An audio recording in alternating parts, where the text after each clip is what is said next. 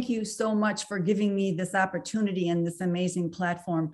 I want to give a big shout out to Physiopedia, Physio Plus, because without them, we wouldn't be here today. And they have an amazing platform, rich with experience and in just about anything that you want to learn. So I do want to thank you, Tarina, and Physiopedia Plus for your amazing work. So a little bit about me. I am a physical therapist. I graduated in 1980, so that makes me kind of old, but with experience. I have been teaching in this area of sacroiliac pelvic girdle pain since 2011, when I did my first course. And that was based on developing a method that was new, that was unprecedented, really, that I had put together and did my doctorate project on. I went back to school to get my doctorate, a transitional doctorate, and you have to choose a project to get, it's called your capstone project in the US. And so I chose this area, and I went and did research on what I was doing in the clinic where I worked. I'm retired now, but I worked there for over 30 years as a practicing physical therapist, a clinician.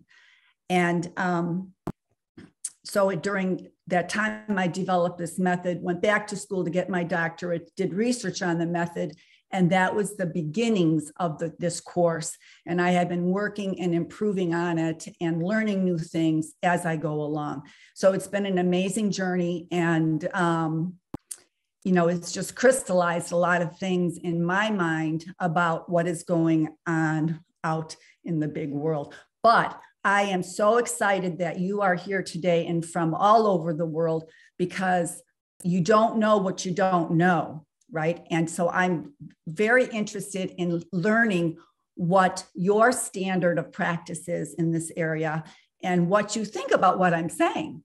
Okay. Because the method that I'm going to be introducing to you at the end has not been, have any randomized controlled studies or work at that level done. So it's basically been more case study type things. So I'd be very interested for your feedback. So, okay. I think that's all I want to say. I have been an advocate for women's health from the very beginning of my career. I belong to the American Physical Therapy Pelvic Health Academy, which used to be the women's health section. And I actually do a course for them also. So that is a little bit about me. And I think I can go ahead and share my screens, and let's see if there's anybody that has any questions particularly. Oh, I see we have a family physician here. That's awesome. Deal with pain management. Okay. Okay, so I'm excited. Let's get this show going. My disclosure is that I am the author of 2 books. One on sacroiliac pain using the pelvic girdle musculoskeletal method, which was published in 2018. And then the second one is back and pelvic girdle pain and pregnancy and postpartum, which was published during the pandemic year, beginning of our pandemic in 2020. And I do receive royalties from these books. So the objectives of this course are first, to identify the commonly used static and movement-based special tests for SIJ, their reliability and their intended use, to identify pain provocation tests, their reliability and their intended use, and then to present the pelvic girdle musculoskeletal method special tests and to support research and to present research that supports use of these special tests. And then finally, to summarize why PTs should serve, or physios should serve as the primary healthcare provider for persons with sacroiliac dysfunction, pelvic girdle dysfunction. So the agenda is going to follow the objectives. First, I'm going to be talking just briefly about the scope of the problem that we're actually dealing with. We're going to go into the tests and the all those special tests in that order. And then the final thing is why we should be primary care holders. Okay, so the scope of the problem. I am sure that you all know that low back pain in general is a huge global problem, and that it is responsible for the largest chunk of musculoskeletal problems in the world, which cause the biggest bulk of chronic pain. So musculoskeletal injuries in general and problems are often undertreated. And low back pain is a huge chunk of that. And sacroiliac pain is estimated to be anywhere from 30 to 38% of nonspecific low back pain patients. So we're talking like a big scope of the problem worldwide. And a lot of these cases are not identified, and they are also being undertreated. If we look at pelvic girdle pain, and by definition, pelvic girdle pain is pain that is in the pelvis below L5. So it's in the area from the iliac crest down to the gluteal folds, and that's pelvic girdle pain. And it's considered, depending on who you're reading the definition of, it also can go wrap around into the front. And in my mind, pelvic girdle is your whole pelvis, but some definitions only include the posterior aspect. But in any regard, pelvic girdle, sacroiliac dysfunction is included under the umbrella of pelvic girdle pain. So that's why I'm using them kind of both together, because it really depends on your frame of reference. So when we're taught, the P in front of that last grouping is pregnancy, low back pain, and pelvic girdle pain. And also there is a postpartum low back pain and pelvic girdle pain. But that is a huge problem. And a lot of the research is done in this population because it is so prevalent during the childbearing years. So the estimate is anywhere from 56 to 72% of that population will have this problem. 20% will be severe, and 7% will continue to have problems throughout their life. So we're talking about a lot of people that are being affected with this problem. So gold standard, when we have a gold standard to make a diagnosis, then it's a lot easier to do really solid research, because we can definitely put people in groups that we know have this condition or that condition, and then we can do research, and then we can help guide our treatments. But the gold standard has become muddied since it used to be considered the sacroiliac injection for the SI joint. And then there was some work done by Borowski in 2008, where he looked at what happens if you add an extra articular injection to the joint. Those people then there was a larger percentage of people that had the syndrome that got relief. And so that became more of a muddy issue and a matter of definition when you're talking about, is it the joint or is it a syndrome, and is it extra articular structures that are causing the problem? And we'll come back to this thought. So if you're in literature and you're looking, you are going to find research that says that there is a gold standard, and it is the SI joint injection, image guided. And then you're going to find research that says that there is no gold standard. So it's a little bit like the Wild West, as I don't know if people can relate to that saying, but that's a saying from the US when talking about when things are just going like, crazy. So it's a little crazy out there. Depends on what you're reading and what school of thought and what philosophy is coming from. So I would like if you can kind of put in the chat how in your area of the country, in your area of practice, how do your colleagues and how do you, and if you don't treat sacroiliac dysfunction, you don't feel like you have to answer, but how do you diagnose, or how do your colleagues diagnose sacroiliac dysfunction? And if you're saying, I don't know what HPC is, So whoever put that down, special tests, what kind of special tests are you using specifically? Okay, provocation tests, a Gillette test, Faber's test to reach a diagnosis, history of presenting condition, Faber's, distraction, okay. Distraction, compression, thrust test, Faber, compression, distraction. Okay. So we're really, we may be miles apart, but this is exactly what we're going to be talking about and honing in on today. Stork test, which is like the Gillette test. Okay. All right. Perfect. So I know exactly what page we're all on. Femoral thrust test and finger pointing. Okay. All right. So the agenda is going to follow our objectives. The next section is we're going to talk about the static symmetry and mobility-based tests. And no one actually mentioned those. Oh, actually, I do see one answer here, using ASIS and PSIS height. So that is actually what we're talking about when we're talking about symmetry-based tests.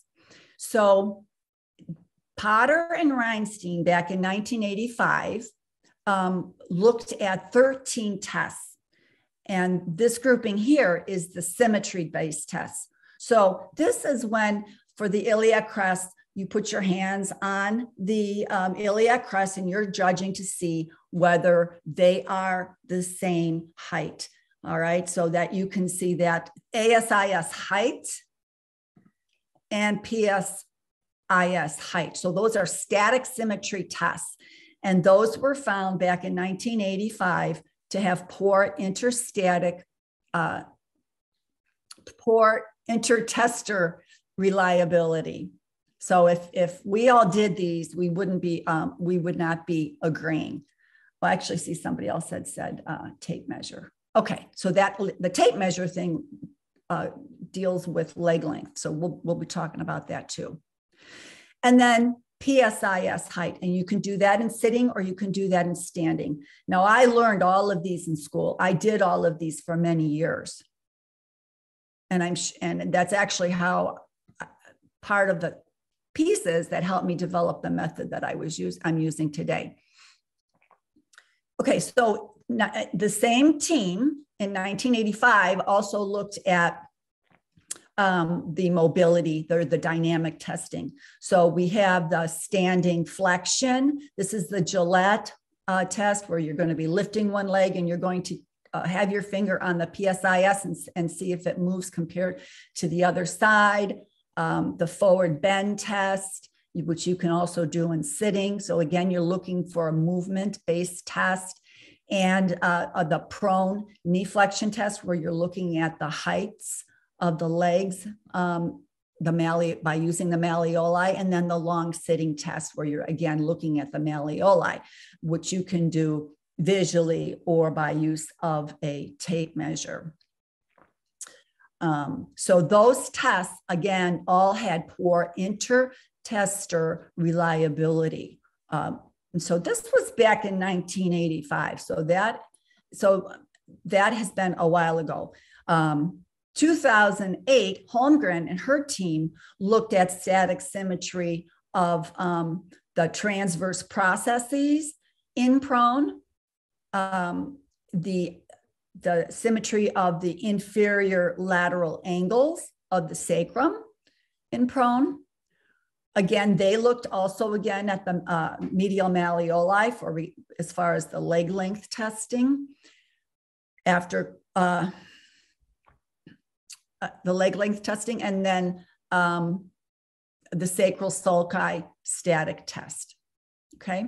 So they found that there was poor intertester reliability for static symmetry for these tests. So then in 1988, they started looking at, Chabolka started looking at clusters of tests. So we know that in general, when we're using special tests, you don't usually rely on one special test. You want to have more than one test for agreement. So in 1988, Chabolka looked at the standing flexion test, the prone knee flexion test, the supine long sitting, and the palpation of the PSISs in a sitting position. And he determined, and this was a small test, small grouping, a small number of people in the study, that this was a good cluster to use back. And so that was considered a cluster for a while. Riddle in 2002 repeated this test in a much larger sample, and he found that there was not good, this really was not a good cluster, and that there was not good intertester reliability using these tests. Dreyfus in 1994 looked at these tests in people that didn't have symptoms.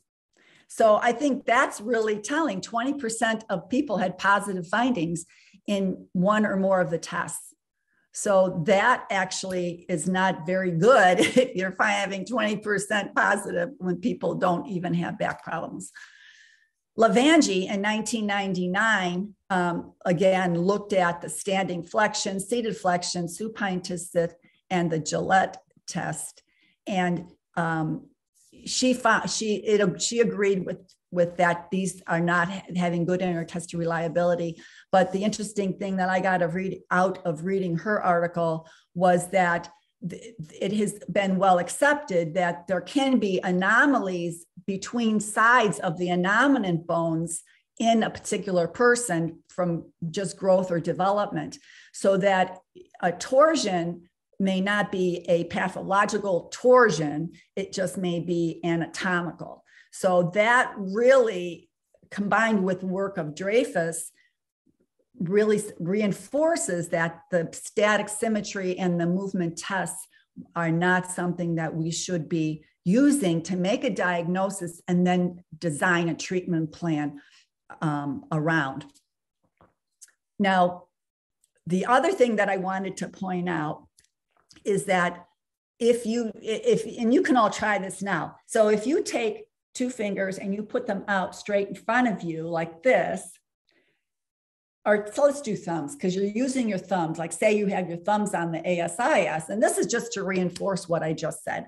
This is just another thing. So if you put your fingers out like this and you think they're level and your head is straight, what do people usually do when they're looking? They're like, is that higher or is that lower? And if you tilt your head like this when you're looking, it changes the height visually because you're moving your head.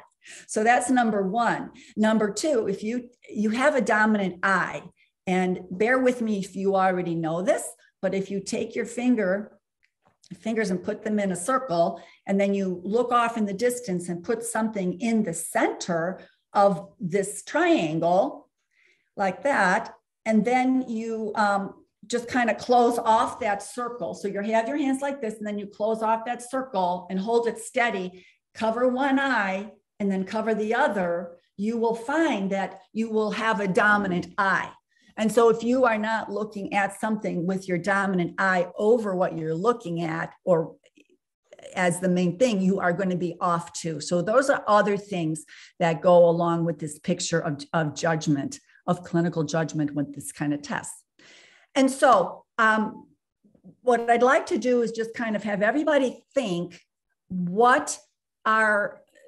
just thinking about this type of practice, because I know that people are still using these movement and static symmetry tests. I've seen it when I do live classes, which I haven't done in a couple of years, but I've been asking people when I teach my classes if they're still using these tests. Are they still teaching you these in school? And they are. And there's people here that are still using them, or maybe they're not using them, but they know in their clinics that it's being used. So these tests are based on what? What are these tests based on? What thought processes are going on with these kind of tests? When we're looking at symmetry and we're judging movement, what are we trying to decide? What construct is this based on? If anybody has any things they can kind of thoughts on this. So asymmetrical, one answer was the asymmetrical movement in the Gillette test is due to adhesion of the SI joint on one side. Okay, so we're talking about that there's actually movement going on. So that is actually getting at what I'm trying to talk about. The idea, the construct under which these tests are based is that the sacrum does move, causing leg length differences and innominate bony landmark differences. And we can identify these alignment issues by visually seeing them, and then we can go ahead and correct them using manual techniques. So this is the construct under which this is based, that the sacrum moves enough that we can actually visually detect it. Does that make sense? That is what these tests are all based on. And so we have to look back at what the literature is saying about the movement in the sacrum. And this has been well documented for a long time. This study is quoted a lot, and this is by Good, and it's a systematic review. And the big take home here is that motion of the SIJ is limited to minute amounts of rotation and of translation, suggesting that clinical methods utilizing palpation for diagnosing SIJ pathology may have limited clinical utility.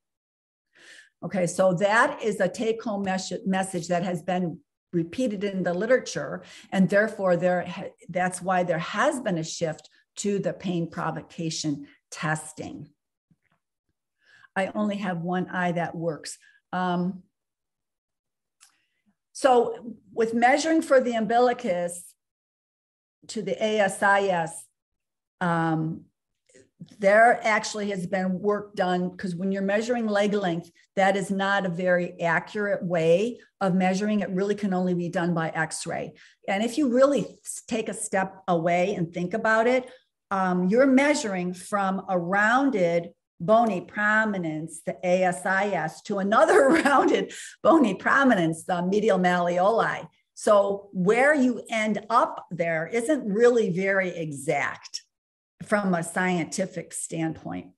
So that is just another aside as far as leg length goes.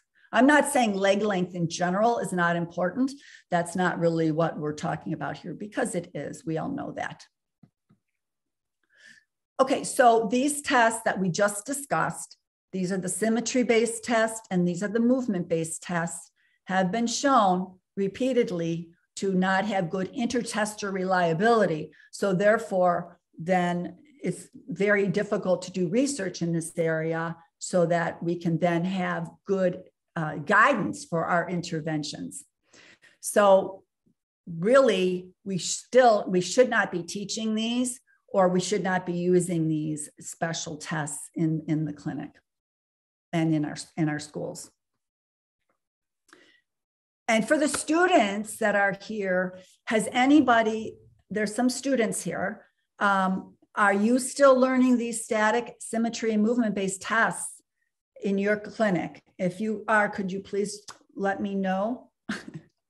This is my way of doing an informal survey, because I don't want to keep teaching this material if people aren't using it anymore. But in at the last course I taught, there were people that were still using it. Okay, yes, okay, so there was one yes. Any other yeses? If it's still being taught in the schools? We have learned about the static symmetry test, ASIS, PSIS, iliac crest, also learned a lot of the movement-based tests. Yes, okay, it is still being taught in India. Okay, okay. This is a very good confirmation for me, because like I said, I don't want to keep teaching these this section, if it's, it's still being taught And 1 year ago, they're still teaching in school. All right, that confirms what and in Germany. Okay. Oh, sad. Okay. So thank you. I appreciate your feedback. Now we're moving down to the pain provocation clusters. Now this is what is common practice, in my opinion, from what I have seen and from the feedback that I'm getting and from the research studies that I'm reading, that this is the common practice that the pain provocation tests are used. So let's take a look at that. Let's do a deeper dive. So this is Laslet's cluster, and this is he's done a lot of work on the pain provocation tests. He recommends starting with ruling out disc problems by using the McKenzie method. So that's why this little figure is here. And that's to rule out centralization, because then, of course, you're going to go down a different treatment regime. So his tests are the distraction test. And these were the ones that were mentioned in our chat. The thigh thrust test, the compression, the sacral thrust, the Gainslands, and the heel bump test is in this packet. And don't worry too much if you don't know what that one is. I don't think it's very common. I had to look it up myself. So what are these tests based on? What are the construct, the idea that these tests are based on? Pain. Yes. Where? Because they're pain provocation tests. So if you have pain when you're doing them, that's a positive result, right? But what, as a therapist, what are you thinking if you have pain when you do these tests? SIJ and lower LX, are you saying lower lumbar? I'm assuming yes. Okay. So yes.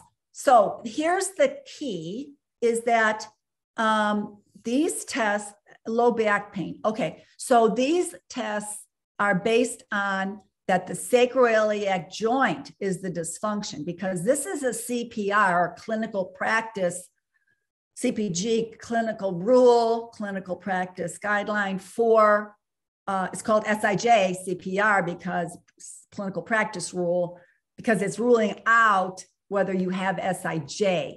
And when they say SIJ, they're really talking about the joint, so that the joint itself is the problem. And that is where the problem lies, because these are specific to the joint, and that the special tests and imaging are used to screen the patient so that if the joint is considered to be a problem, there can be further testing and interventions for the joint that are often invasive or can be invasive.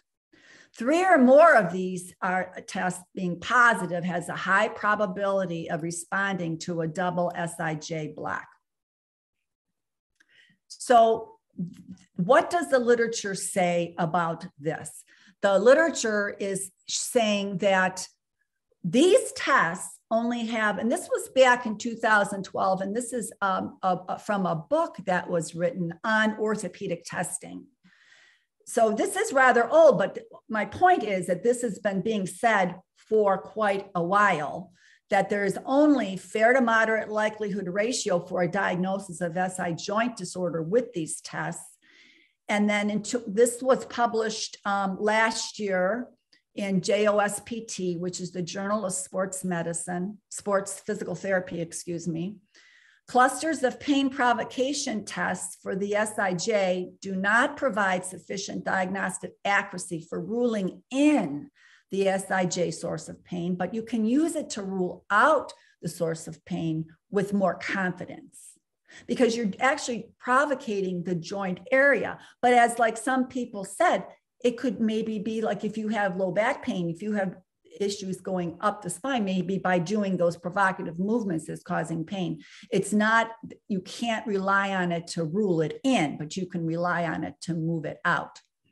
So now this article, which was in 2020, and this was published in a pain research journal, okay? And this article was entitled Successful Diagnosis of Sacroiliac Joint Dysfunction. Actually had pictures in this article of these provocative tests, and we're using that in accordance with the clinical presentation, the mechanism of injury, other diagnostic testing, imaging.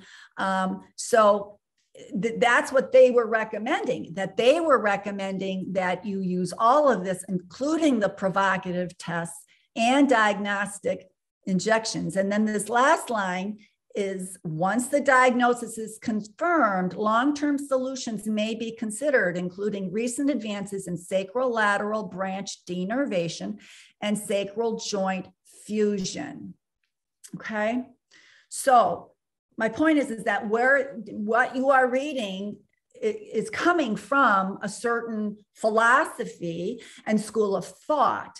And as therapists, it's good for us to know what is going on out there in other places, because if we just stay within our bubble, we only know what we know and we don't know what we don't know.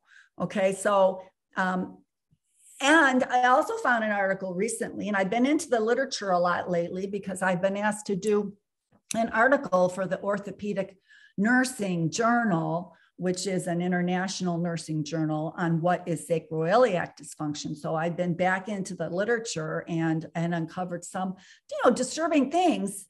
Like another article I found said that the SI joint injection was considered the gold standard, and that was published in a pain research journal. So it depends on what you're reading and where you're reading it, what is going on. Okay, so brings us up to date. And now I want to introduce the special tests in the PGM method, which is abbreviated for pelvic girdle musculoskeletal method, which is based on a different concept. So, and we're going to go into that. These are the special tests, and they're broken down into two main categories. The first one is looking at the innominate imbalance, the sagittal plane, and then the second step is looking at the sacral screening. So we're going to go over each one of these. The first one is the innominate imbalance, test 1. So this is looking at asymmetry of hip rotation. The intertester reliability way of measuring this is in prone. You can do it with your phone, that's been validated, or you can do it with a bubble inclinometer. And we're looking for differences of greater than 10 degrees internal rotation between the sides. So that's test 1. And there's been work showing that the hip rotators are a big deal. We all know that, right? And when they're not in balance, they can contribute to back and pelvic girdle pain. Test 2, and this is in no particular order. These are in whatever order you do them. Symphysis pubis, bony tenderness, or height. But bony tenderness is really the biggest thing, and that's very easy. There has not been any inter-rater work or intra-rater work on symmetry, but there has been established a reliability between testers for bony tenderness, not specifically for the pubic symphysis, but the pubic symphysis has been in the literature for a long, long time in manual medicine with people such as Greenman, and talking about the importance of correcting pubic malalignment as being pivotal for the pelvic girdle region. So we're looking at bony tenderness more so in this one. And then the third test is bony tenderness of the ASIS or iliac crest.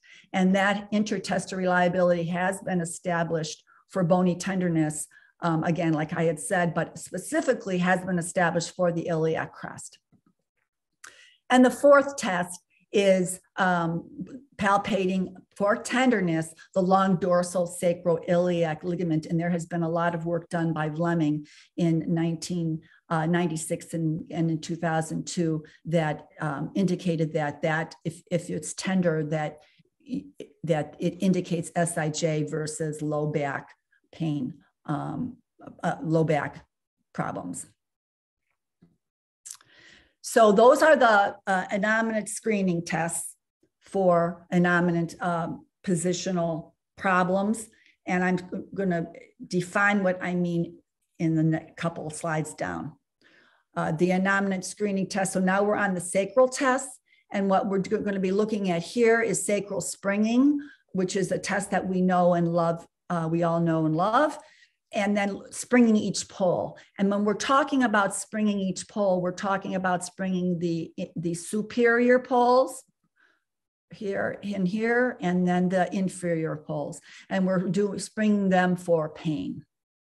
So we're not looking symmetry-wise, we're springing them for pain and what that tells us. Now, what is the construct under which these tests exist?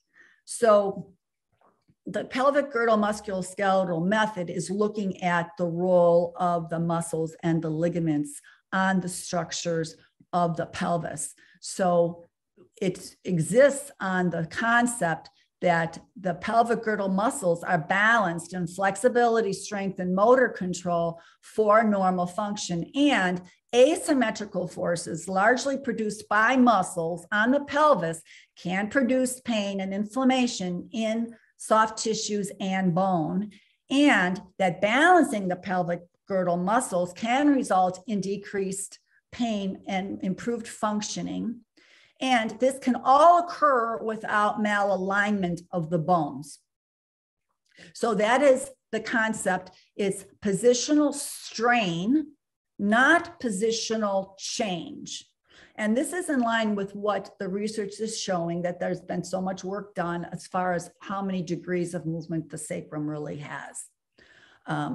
So that is the construct of the pelvic girdle musculoskeletal method.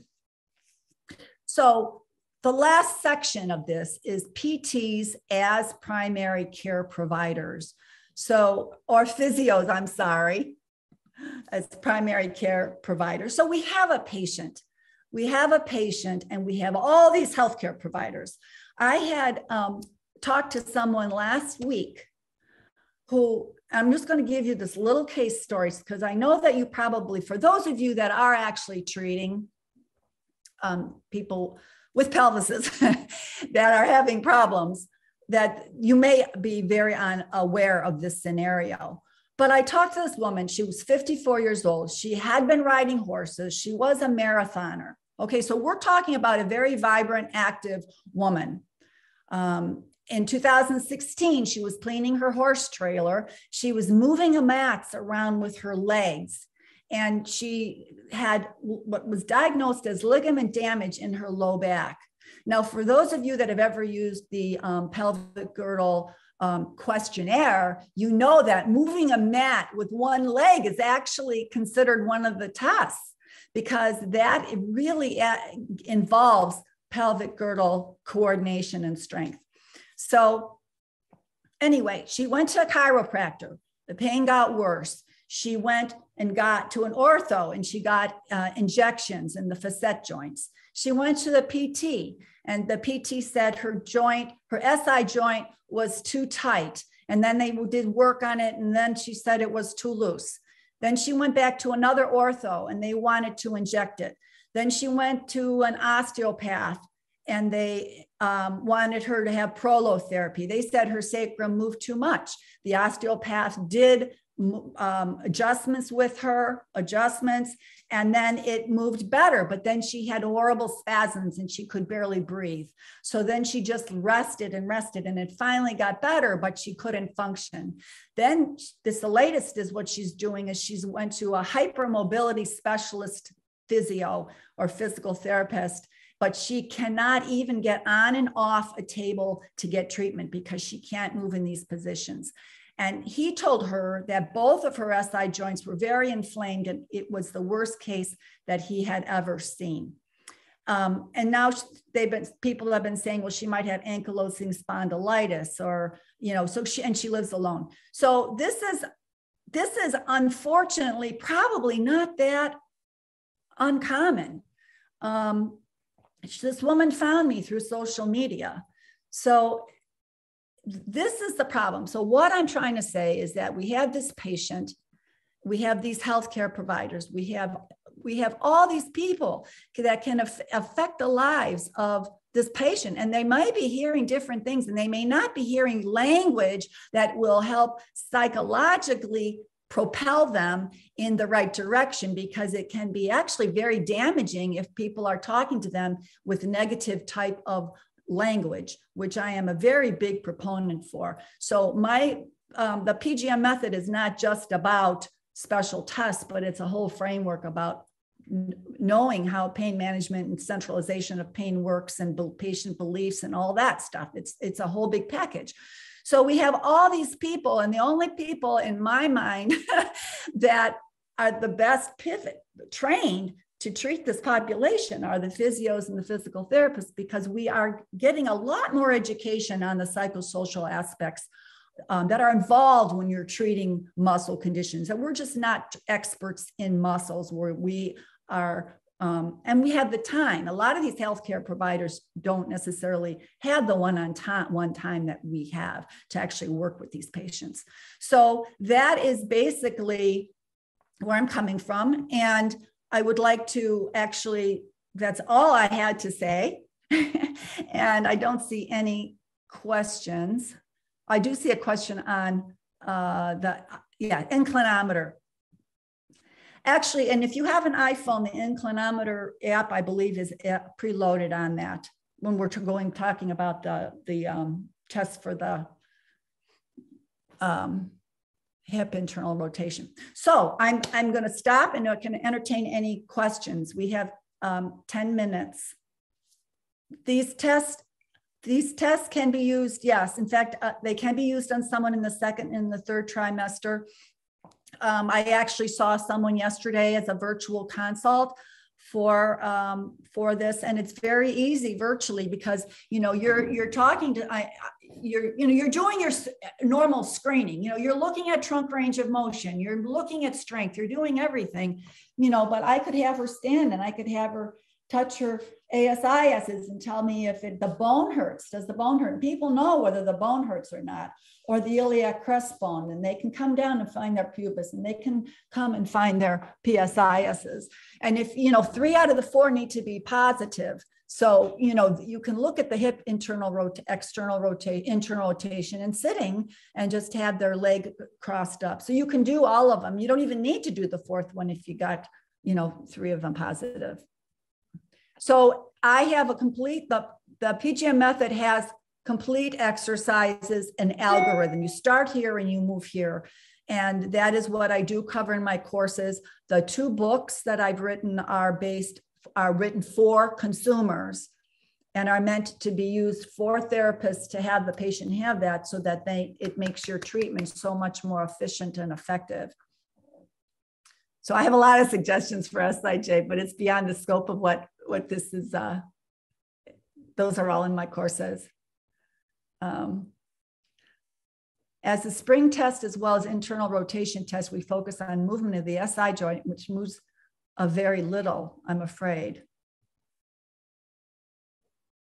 I'm not sure I understand the question. The spring test, if you're doing a spring test and someone says, that feels really good, then that becomes your treatment, right? So it's when you're finding asymmetries when we're doing that, where you're getting some information. Which special tests have always been successful for you in diagnosis of SIJ pathology? Are all special tests applicable in pregnancy, or are there any contraindications? So the PGM special tests, you wouldn't be doing prone usually for pregnancy. You don't have to, you can check hip internal and external rotation like you always do. But if you're going to be doing it for research purposes, or you're going to be tracking it in a patient's chart, the best way to do it accurately is prone. And you can have pregnant women prone until, by propping pillow above and below the baby, you can, but I usually wouldn't do that. I would just, you can measure hip internal and external rotation in sitting if you're clinically there, or how you normally would do that. And then my book on pregnancy and postpartum has all the modifications in there for the exercises as well. Can you go back to the construct under which these tests exist? And can you please explain the test in brief again? So the tests, all right, let me go back to this slide here. Okay, so the construct under which these tests exist is that the pelvic girdle muscles need to be balanced for you to be functioning properly. The pregnant woman I saw yesterday, she had tightness all on the side of pain, and that was not a big surprise to me. And she did not have positive PGM tests, but I am almost positive that if she wasn't getting, she was having, her main problem was hip pain. Okay, but she was well on her way to having a full-blown SI problem, probably after her pregnancy, or maybe at the end if she was only 6 months, because those muscles were getting tighter and tighter and tighter, and they are all related. In my courses, I have a very heavy on anatomy. There's a whole section on anatomy to really understand how this all works together. You know, we're talking about a continuum, right? You might have tightness in a few muscles here, and then as they get tighter, things get worse. We know that, and it just kind of snowballs. So that's what this concept is based on, that the muscles and the balance of them, strength and flexibility, are pulling on structures and can cause pain. And the pain is where the ligaments and the tendons insert on the bones. And if you have too much force, you're actually pulling on that bone and you're causing inflammation in that area, which then results in pain. And that is why the tests are giving you an idea if that's happening on that side.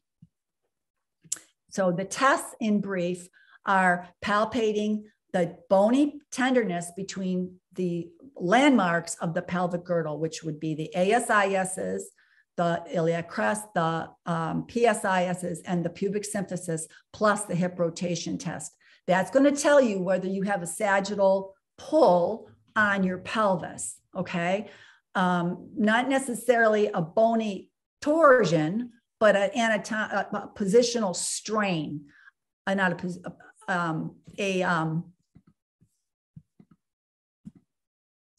positional strain, not a positional change on your pelvis by the pull.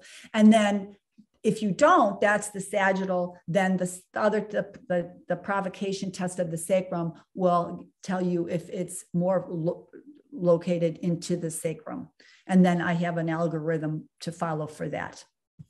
Okay, let me see what other looks like we have. Is it recommended to use the pelvic course compression in patients? As a test, I don't, if you're talking about the special test, I don't do that test anymore, the compression test. But I do recommend, part of the method is to consider use of a sacroiliac belt, which causes compression in the pelvic girdle. And it's really, really helpful during pregnancy and postpartum. But it may be painful when you first put it on if the muscles are out of balance from side to side, or if there's a problem going on with the sacrum. And do you use the PGM test over compression distraction? Yes. I used to use all of those. And I don't use those anymore because they don't really telling me anything I want to know. I want to know my treatment. I want to know if there's an imbalance in the pelvis between sides. That's what I want to know. If it's positive, can we use muscle energy technique as a treatment? Yes, you can use any kind of treatment that you have in your tool bag that is going to be addressing the musculoskeletal system. My hat was a manual therapist. I was a manual therapist for a long, long time. But I am now trying to have patients use an approach where they feel they're in control and they can use exercises and other tools. But I'm also not seeing people in person like I was before because of the pandemic. But if you are, you definitely can use your manual techniques. You can do joint mobilization. You can do hip mobilization. Sometimes that's needed. And I cover that in my courses. Yes, and MET for pubic symphysis dysfunction have good results.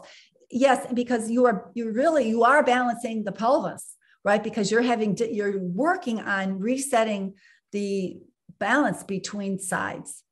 So yes, I agree with that. It's about the pelvic belt. Okay, yes, the pelvic belt is definitely a fantastic tool to give patients or to have patients purchase. This woman that I saw yesterday had a maternity sacroiliac compression ordered by her doctor, which was fantastic, but she didn't know how to put it on, and she put it on inside out so that the straps that come around to give support were inside and they weren't doing any good. And she had a long strap, I kid you not, that long, hanging from the belt, and because of the way she had it on with the Velcro. So, I instructed her how to put it on, and it was very helpful for her. I do have a course, a short course. All the courses in Physiopedia are short, usually. So I have 12 short courses, and I actually designed them so that you take them in order, okay? But that's not how the platform works. So you're free to take them in any order you want. But if you're interested in having it make a really good sense, the flow is meant to be taken in order. And the first course is recognizing pelvic girdle pain. Yes, that's the first course. And in that first course, there's going to be a list of the other courses. And then, like I said, they're meant to be taken in order for you to really build. Each one builds on the next one.